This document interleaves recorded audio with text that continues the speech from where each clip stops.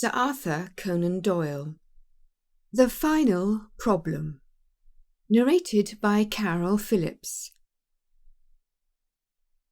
It is with a heavy heart that I take up my pen to write these last words in which I shall ever record the singular gifts by which my friend, Mr. Sherlock Holmes, was distinguished. In an incoherent and, as I deeply feel, an entirely inadequate fashion, I have endeavoured to give some account of my strange experiences in his company, from the chance which first brought us together at the period of the Study in Scarlet, up to the time of his interference in the matter of the naval treaty, an interference which had the unquestionable effect of preventing a serious international complication.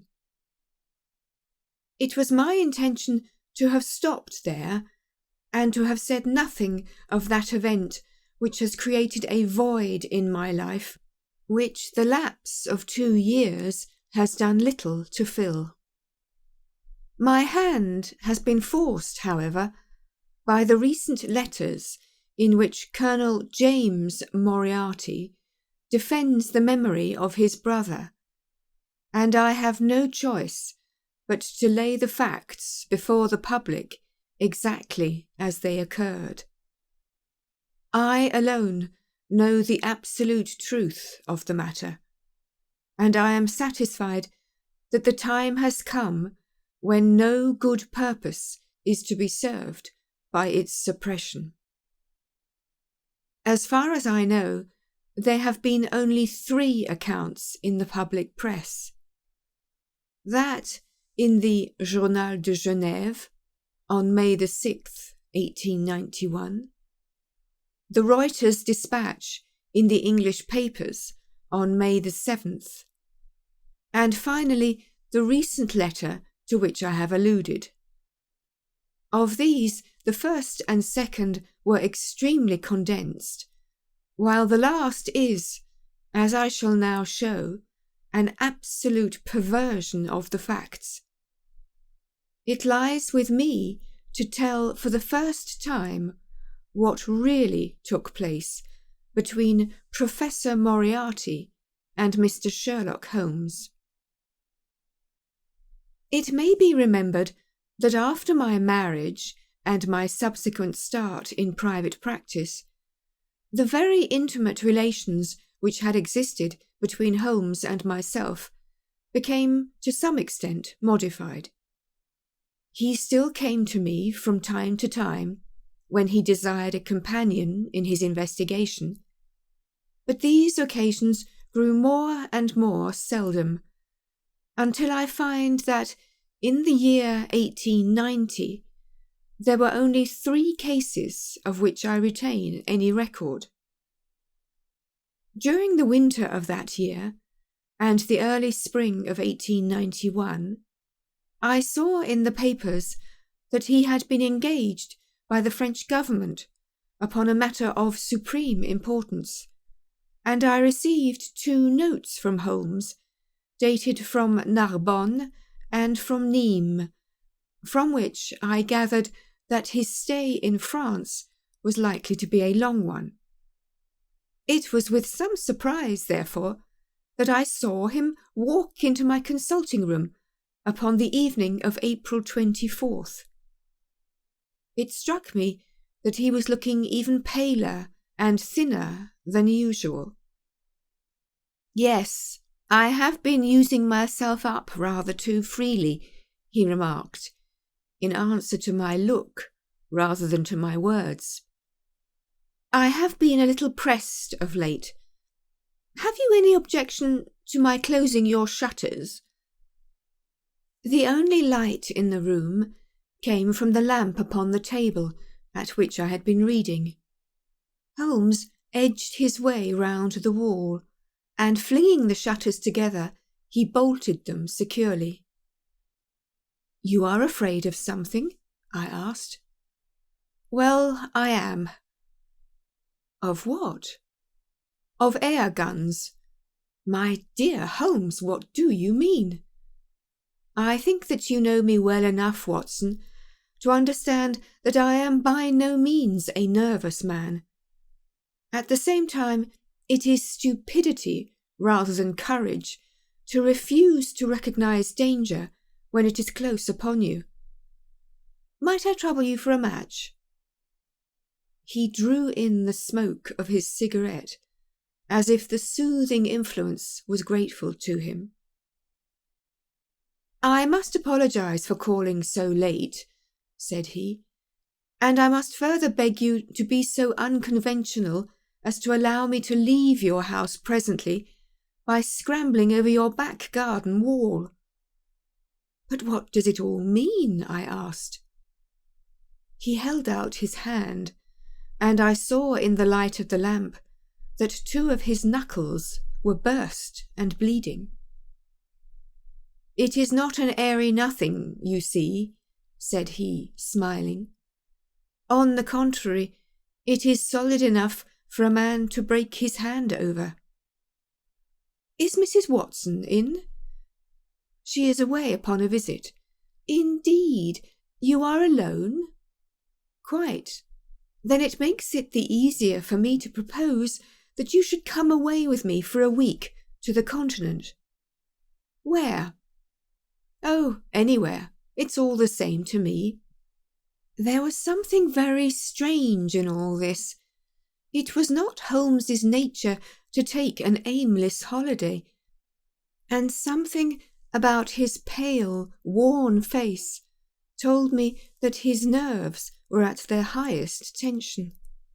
He saw the question in my eyes, and, putting his fingertips together and his elbows upon his knees, he explained the situation. You have probably never heard of Professor Moriarty, said he. Never. Aye, there's the genius and the wonder of the thing, he cried. The man pervades London, and no one has heard of him. That's what puts him on a pinnacle in the records of crime.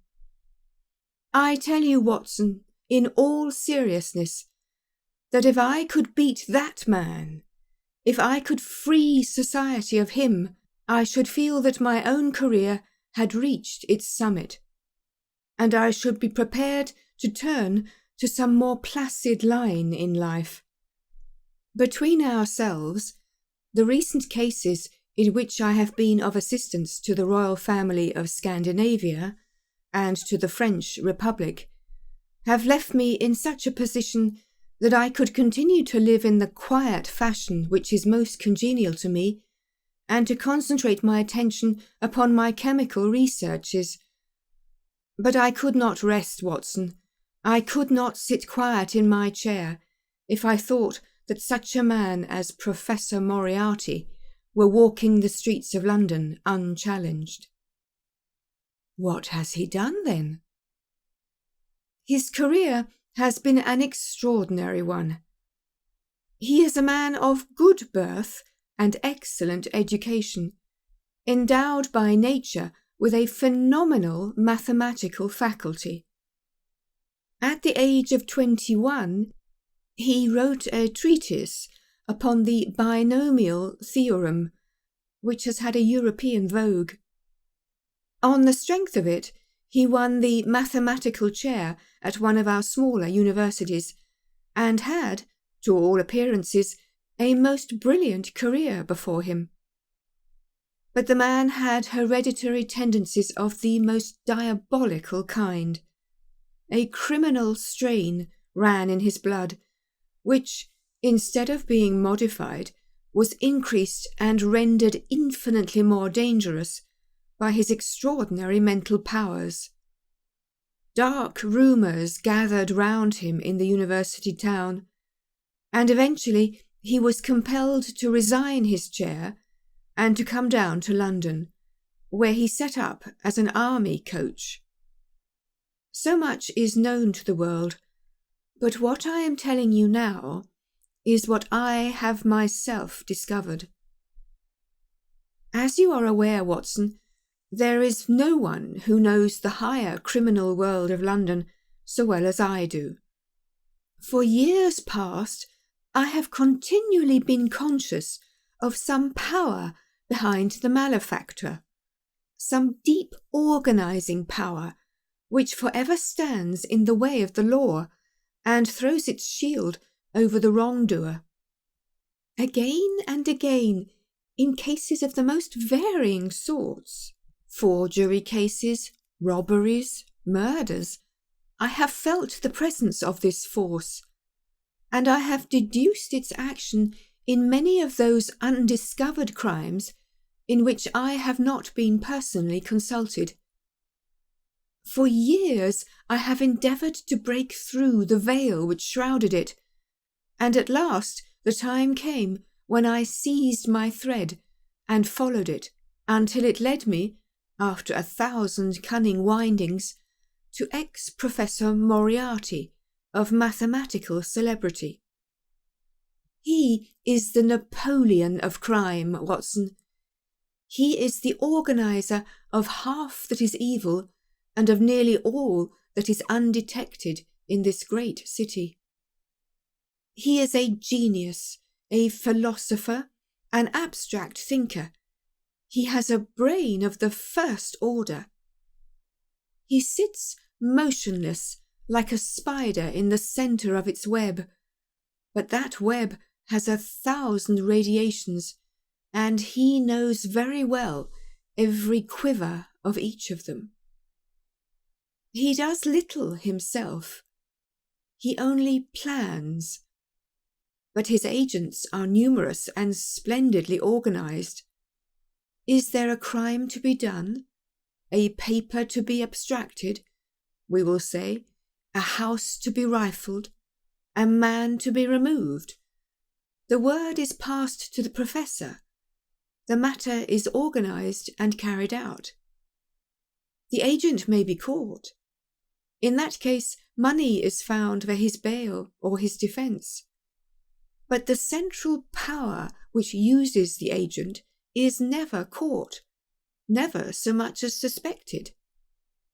This was the organisation which I deduced, Watson, and which I devoted my whole energy to exposing and breaking up. But the professor was fenced round with safeguards so cunningly devised that, do what I would, it seemed impossible to get evidence which would convict him in a court of law.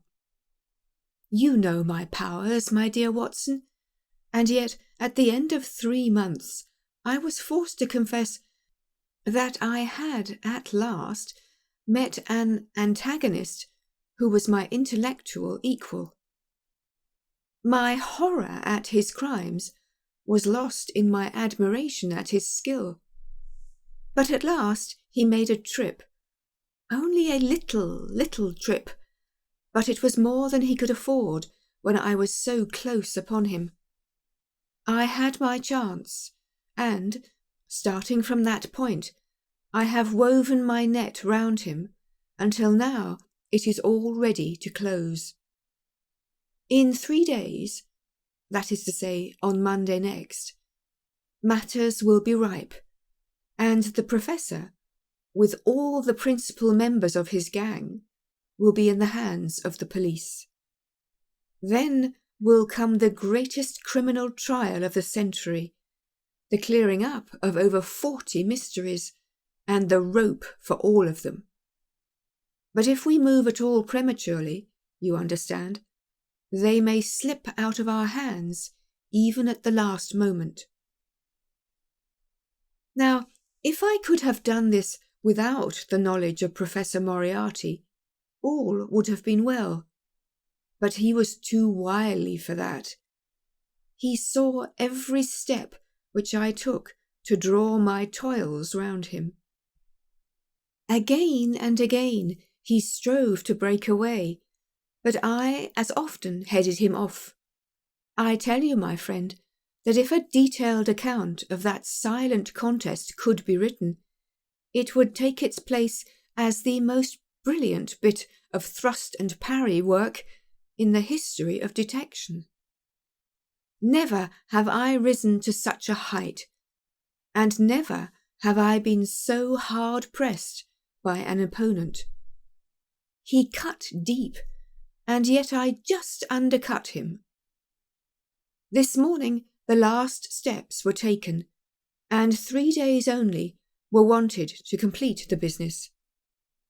I was sitting in my room thinking the matter over, when the door opened, and Professor Moriarty stood before me.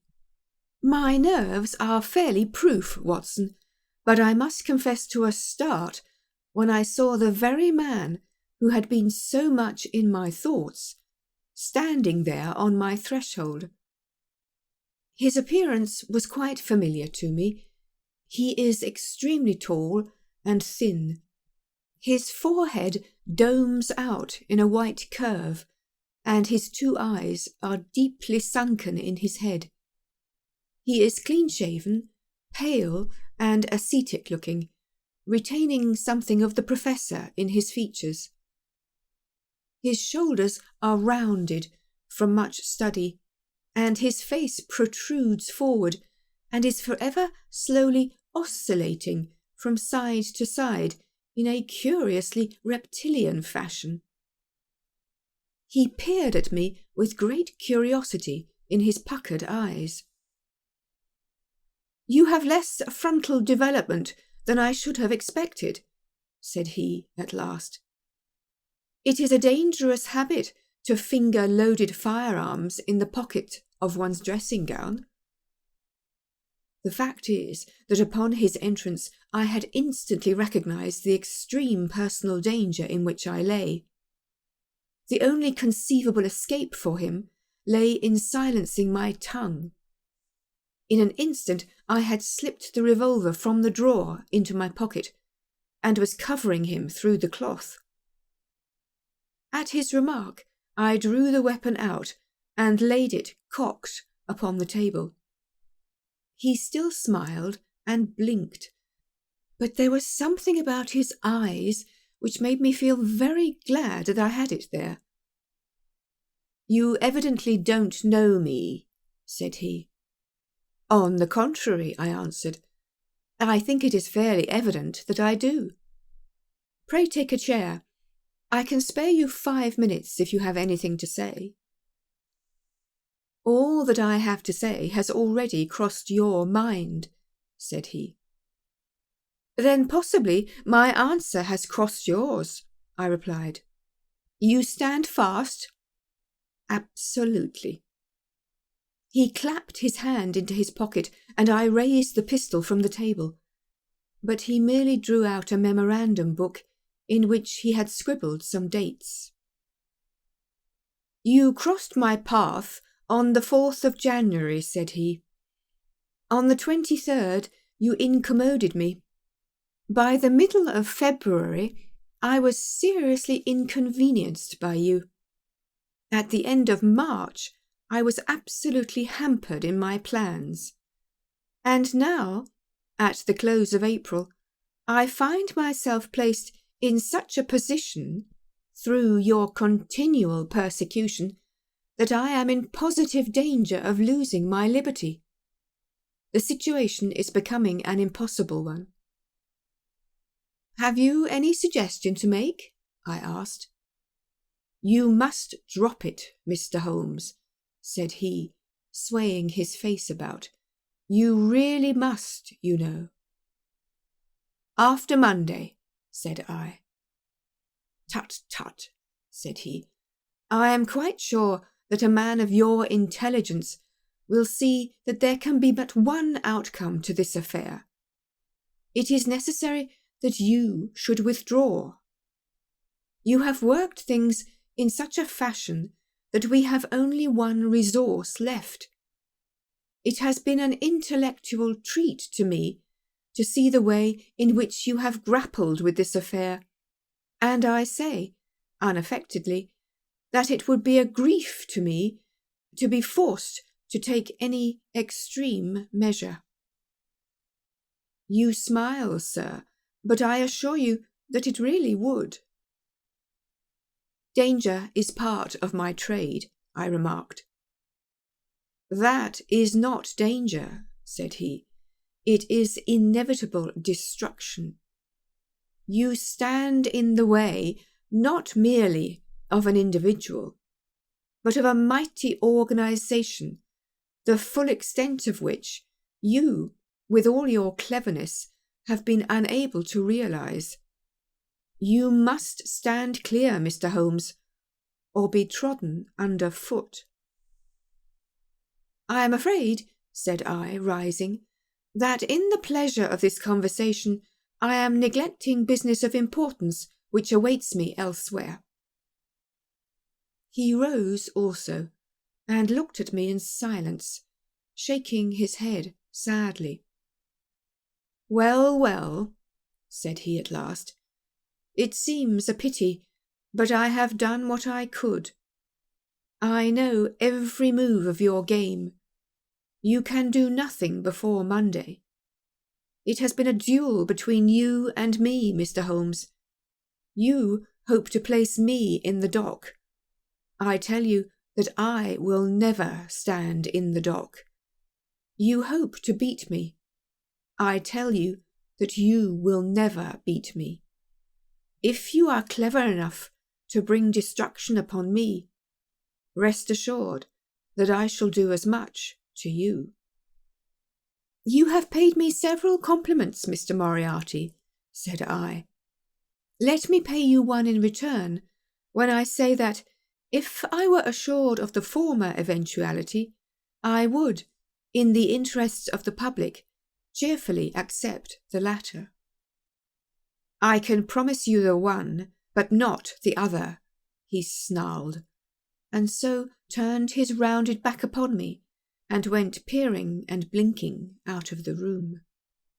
That was my singular interview with Professor Moriarty. I confess that it left an unpleasant effect upon my mind. His soft, precise fashion of speech leaves a conviction of sincerity which a mere bully could not produce. Of course, you will say, why not take police precautions against him?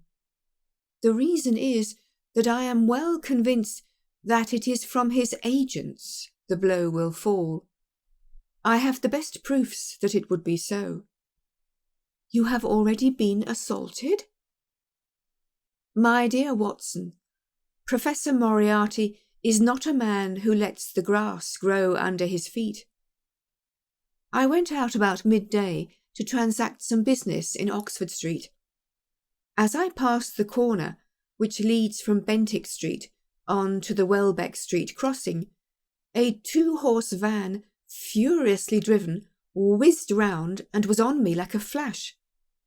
I sprang for the footpath and saved myself by the fraction of a second. The van dashed round by Marylebone Lane and was gone in an instant. I kept to the pavement after that, Watson, but as I walked down Vere Street, a brick came down from the roof of one of the houses and was shattered to fragments at my feet. I called the police and had the place examined. There were slates and bricks piled up on the roof, preparatory to some repairs, and they would have me believe that the wind had toppled over one of these. Of course, I knew better, but I could prove nothing. I took a cab after that, and reached my brother's rooms in Pall Mall, where I spent the day. Now I have come round to you, and on my way I was attacked by a rough with a bludgeon. I knocked him down, and the police have him in custody, but I can tell you with the most absolute confidence that no possible connection will ever be traced between the gentleman upon whose front teeth I have barked my knuckles and the retiring mathematical coach, who is, I dare say, working out problems upon a blackboard 10 miles away.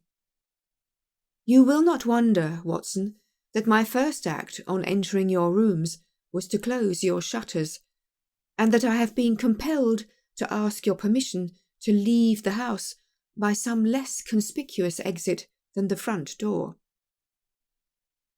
I had often admired my friend's courage, but never more than now, as he sat quietly checking off a series of incidents which must have combined to make up a day of horror. "You will spend the night here?" I said. "No, my friend, you might find me a dangerous guest. I have my plans laid, and all will be well.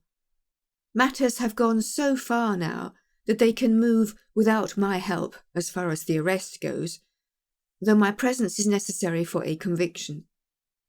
It is obvious, therefore, that I cannot do better than get away for the few days which remain before the police are at liberty to act. It would be a great pleasure to me, therefore, if you could come on to the continent with me." "The practice is quiet," said I, "and I have an accommodating neighbour. I should be glad to come." "And to start tomorrow morning?" "If necessary." "Oh, yes, it is most necessary." "Then these are your instructions, and I beg, my dear Watson, that you will obey them to the letter, for you are now playing a double-handed game with me against the cleverest rogue and the most powerful syndicate of criminals in Europe. Now listen. You will dispatch whatever luggage you intend to take by a trusty messenger, unaddressed, to Victoria tonight. In the morning you will send for a hansom, desiring your man to take neither the first nor the second which may present itself. Into this hansom you will jump, and you will drive to the Strand end of the Lowther Arcade, handing the address to the cabman upon a slip of paper, with a request that he will not throw it away. Have your fare ready, and the instant that your cab stops, dash through the arcade, timing yourself to reach the other end at 9:15. You will find a small brougham waiting close to the curb, driven by a fellow with a heavy black cloak, tipped at the collar with red. Into this you will step, and you will reach Victoria in time for the Continental Express." "Where shall I meet you?" "At the station. The second first-class carriage from the front will be reserved for us." "The carriage is our rendezvous, then?" "Yes." It was in vain that I asked Holmes to remain for the evening. It was evident to me that he thought he might bring trouble to the roof he was under, and that was the motive which impelled him to go. With a few hurried words as to our plans for the morrow, he rose and came out with me into the garden, clambering over the wall which leads into Mortimer Street, and immediately whistling for a hansom, in which I heard him drive away. In the morning I obeyed Holmes's injunctions to the letter. A hansom was procured with such precaution as would prevent its being one which was placed ready for us, and I drove immediately after breakfast to the Lowther Arcade, through which I hurried at the top of my speed. A brougham was waiting with a very massive driver, wrapped in a dark cloak, who, the instant that I had stepped in, whipped up the horse and rattled off to Victoria Station. On my alighting there, he turned the carriage and dashed away again without so much as a look in my direction. So far all had gone admirably. My luggage was waiting for me, and I had no difficulty in finding the carriage which Holmes had indicated, the less so as it was the only one in the train which was marked engaged. My only source of anxiety now was the non-appearance of Holmes. The station clock marked only 7 minutes from the time when we were due to start. In vain I searched among the groups of travellers and leave-takers for the lithe figure of my friend. There was no sign of him. I spent a few minutes in assisting a venerable Italian priest who was endeavouring to make a porter understand, in his broken English, that his luggage was to be booked through to Paris. Then, having taken another look round, I returned to my carriage, where I found that the porter, in spite of the ticket, had given me my decrepit Italian friend as a travelling companion. It was useless for me to explain to him that his presence was an intrusion, for my Italian was even more limited than his English. So I shrugged my shoulders resignedly and continued to look out anxiously for my friend. A chill of fear had come over me, as I thought that his absence might mean that some blow had fallen during the night. Already the doors had all been shut, and the whistle blown, when— "My dear Watson," said a voice, "you have not even condescended to say good morning." I turned in uncontrollable astonishment. The aged ecclesiastic had turned his face towards me. For an instant the wrinkles were smoothed away, the nose drew away from the chin, the lower lip ceased to protrude, and the mouth to mumble. The dull eyes regained their fire, the drooping figure expanded. The next, the whole frame collapsed again, and Holmes had gone as quickly as he had come. "Good heavens!" I cried. "How you startled me!" "Every precaution is still necessary," he whispered. "I have reason to think that they are hot upon our trail. Ah, there is Moriarty himself." The train had already begun to move as Holmes spoke. Glancing back, I saw a tall man pushing his way furiously through the crowd and waving his hand as if he desired to have the train stopped. It was too late, however, for we were rapidly gathering momentum, and an instant later had shot clear of the station. "With all our precautions, you see that we have cut it rather fine," said Holmes, laughing. He rose, and throwing off the black cassock and hat, which had formed his disguise, he packed them away in a handbag. "Have you seen the morning paper, Watson?" "No." "You haven't seen about Baker Street, then?" "Baker Street?" "They set fire to our rooms last night. No great harm was done." "Good heavens, Holmes! This is intolerable." "They must have lost my track completely after their bludgeon man was arrested.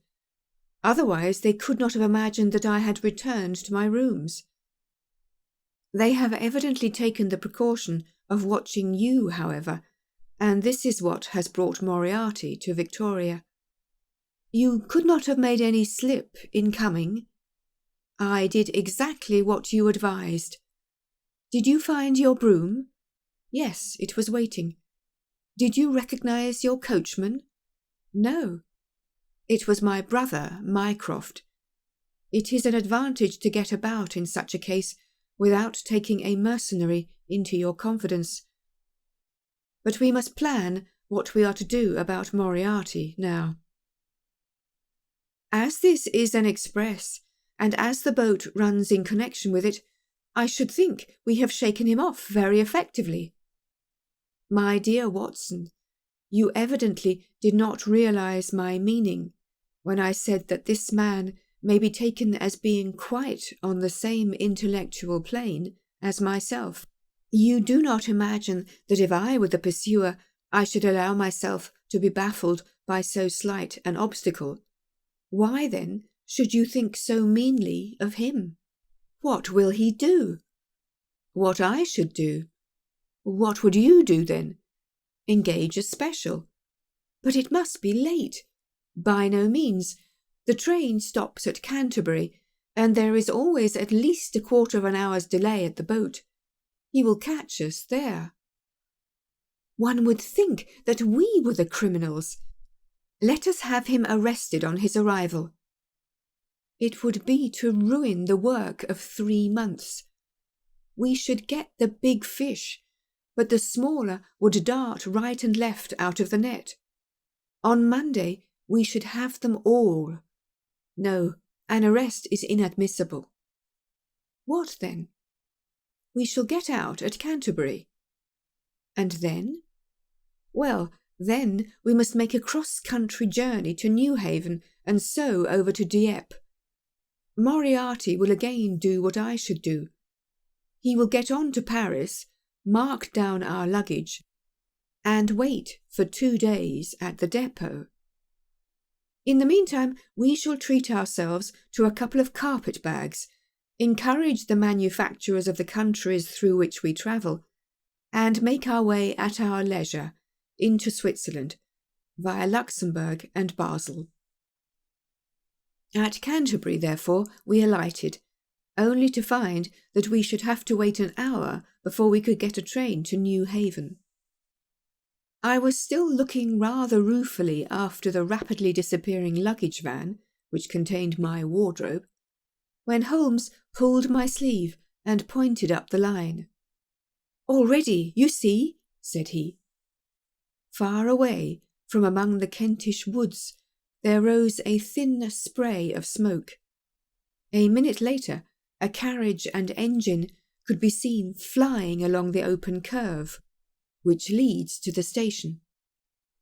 We had hardly time to take our place behind a pile of luggage when it passed with a rattle and a roar, beating a blast of hot air into our faces. "There he goes," said Holmes, as we watched the carriage swing and rock over the points. "There are limits, you see, to our friend's intelligence. It would have been a coup de maître had he deduced what I would deduce, and acted accordingly." "And what would he have done had he overtaken us?" "There cannot be the least doubt that he would have made a murderous attack upon me. It is, however, a game at which two may play. The question now is whether we should take a premature lunch here or run our chance of starving before we reach the buffet at Newhaven." We made our way to Brussels that night and spent 2 days there, moving on upon the 3rd day as far as Strasbourg. On the Monday morning, Holmes had telegraphed to the London police, and in the evening we found a reply waiting for us at our hotel. Holmes tore it open, and then with a bitter curse hurled it into the grate. "I might have known it," he groaned. "He has escaped." "Moriarty?" "They have secured the whole gang, with the exception of him. He has given them the slip. Of course, when I had left the country, there was no one to cope with him, but I did think that I had put the game in their hands. I think you had better return to England, Watson." "Why?" "Because you will find me a dangerous companion now. This man's occupation is gone. He is lost if he returns to London. If I read his character right, he will devote his whole energies to revenging himself upon me. He said as much in our short interview, and I fancy that he meant it. I should certainly recommend you to return to your practice." It was hardly an appeal to be successful with one who was an old campaigner as well as an old friend. We sat in the Strasbourg salle à manger, arguing the question for half an hour, but the same night we had resumed our journey and were well on our way to Geneva. For a charming week we wandered up the valley of the Rhône, and then, branching off at Leuk, we made our way over the Gemmi Pass, still deep in snow, and so, by way of Interlaken, to Meiringen. It was a lovely trip, the dainty green of the spring below, the virgin white of the winter above. But it was clear to me that never for one instant did Holmes forget the shadow which lay across him. In the homely alpine villages, or in the lonely mountain passes, I could tell by his quick glancing eyes and his sharp scrutiny of every face that passed us, that he was well convinced that, walk where we could not walk ourselves clear of the danger which was dogging our footsteps. Once, I remember, as we passed over the Gemmi and walked along the border of the melancholy Daubensee, a large rock which had been dislodged from the ridge upon our right clattered down and roared into the lake behind us. In an instant, Holmes had raced up onto the ridge and, standing upon a lofty pinnacle, craned his neck in every direction.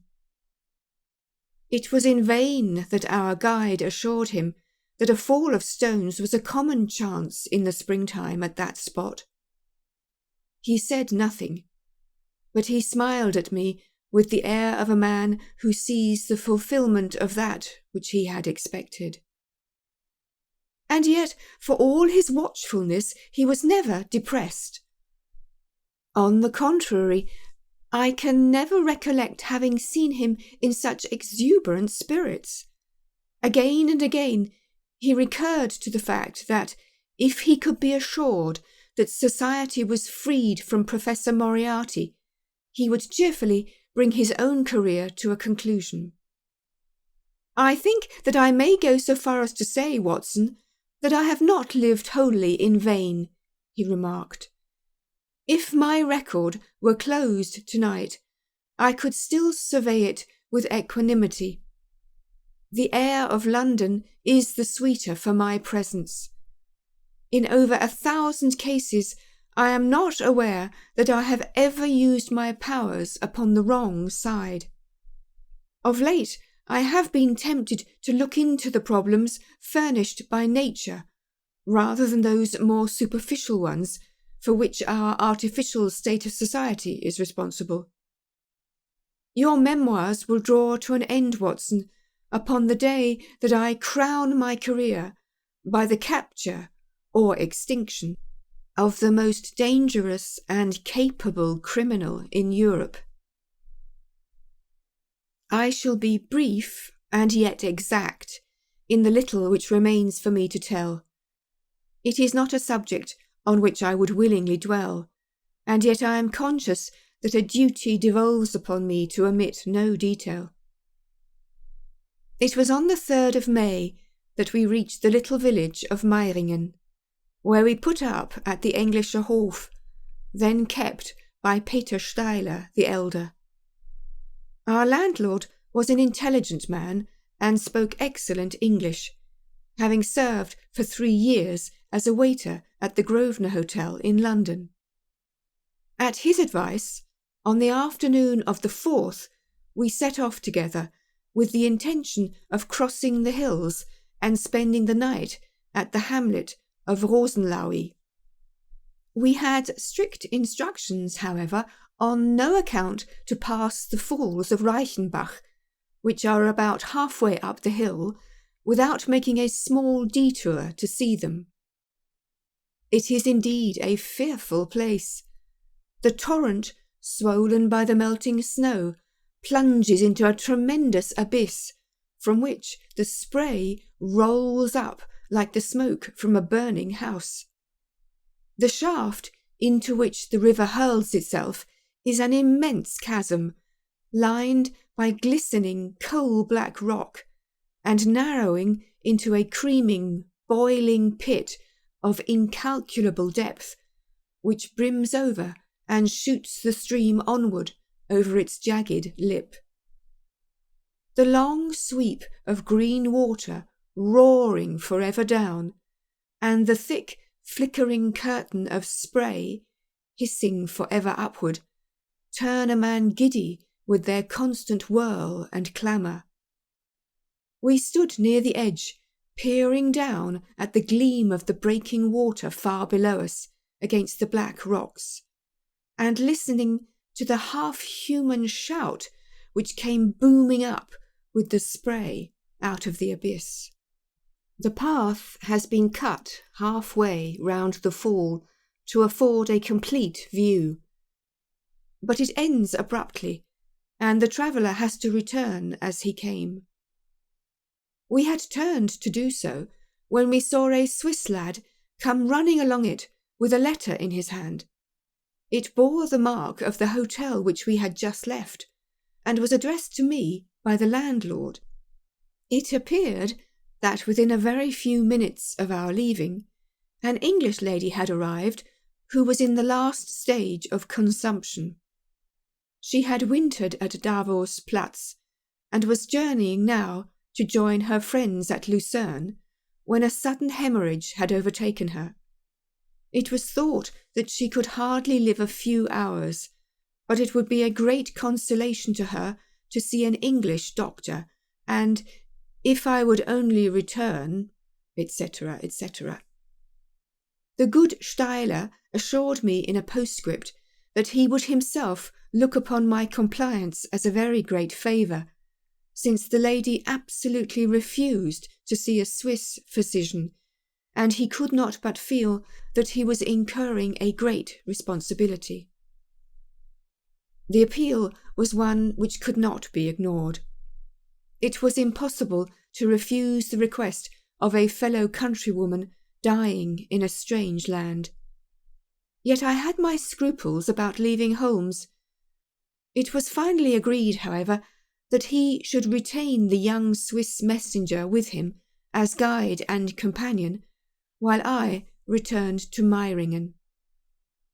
My friend would stay some little time at the Fall, he said, and would then walk slowly over the hill to Rosenlaui, where I was to rejoin him in the evening. As I turned away, I saw Holmes with his back against a rock and his arms folded, gazing down at the rush of the waters. It was the last that I was ever destined to see of him in this world. When I was near the bottom of the descent, I looked back. It was impossible from that position to see the Fall, but I could see the curving path which winds over the shoulder of the hill and leads to it. Along this, a man was, I remember, walking very rapidly. I could see his black figure clearly outlined against the green behind him.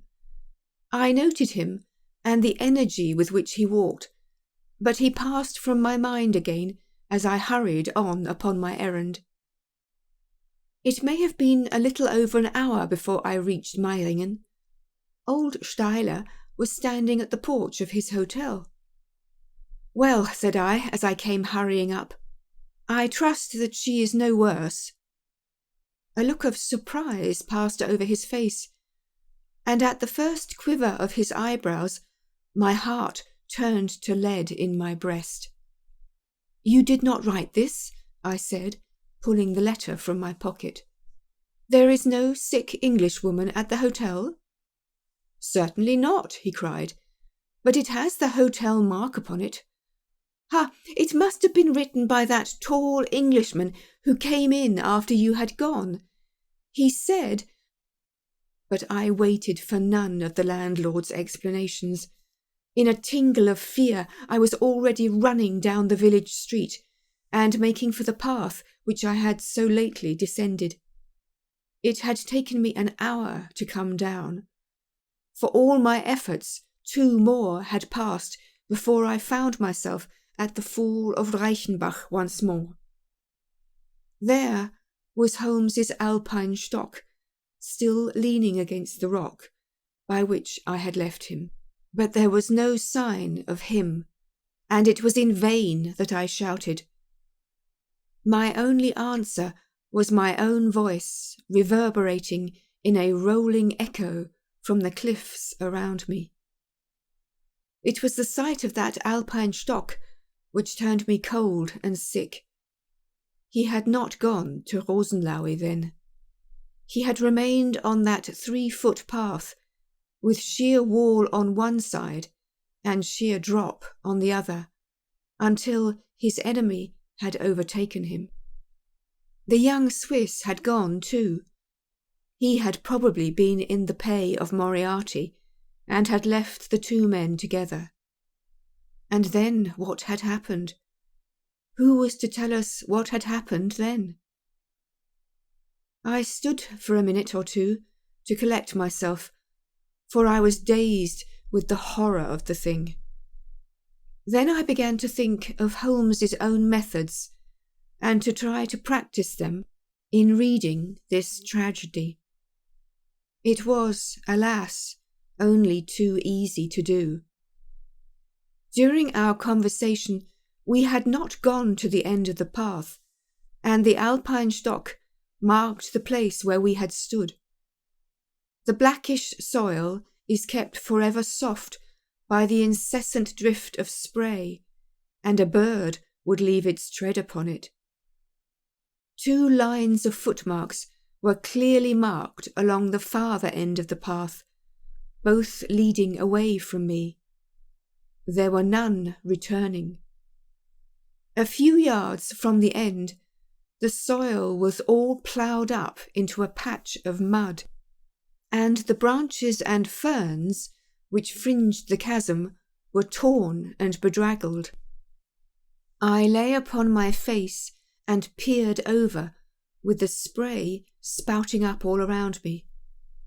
It had darkened since I left, and now I could only see here and there the glistening of moisture upon the black walls, and far away, down at the end of the shaft, the gleam of the broken water.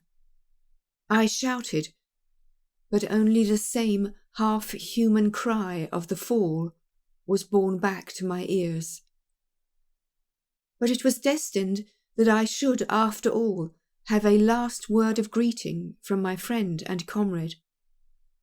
I have just said that his alpine stock had been left leaning against a rock which jutted onto the path. From the top of this boulder, the gleam of something bright caught my eye, and, raising my hand, I found that it came from the silver cigarette case which he used to carry. As I took it up, a small square of paper upon which it had lain fluttered down onto the ground. Unfolding it, I found that it consisted of 3 pages torn from his notebook and addressed to me. It was characteristic of the man that the direction was as precise and the writing as firm and clear as though it had been written in his study.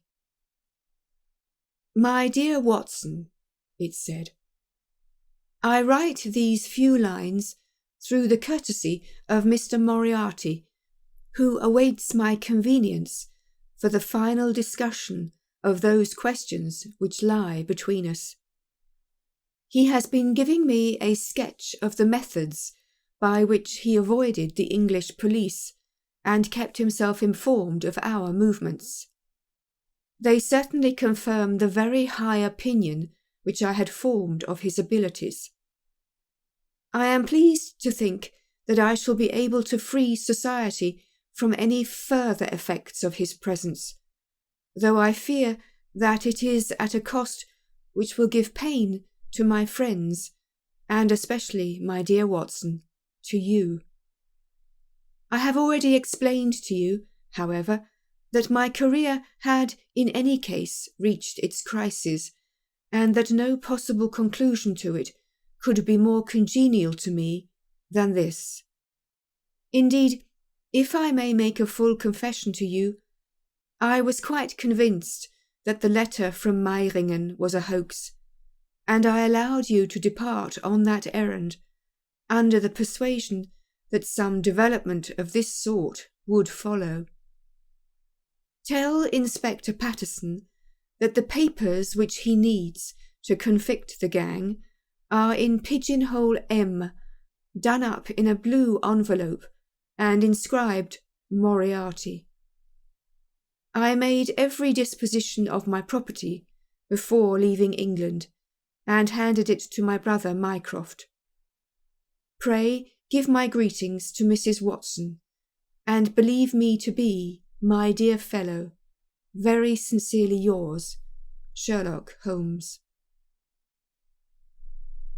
A few words may suffice to tell the little that remains.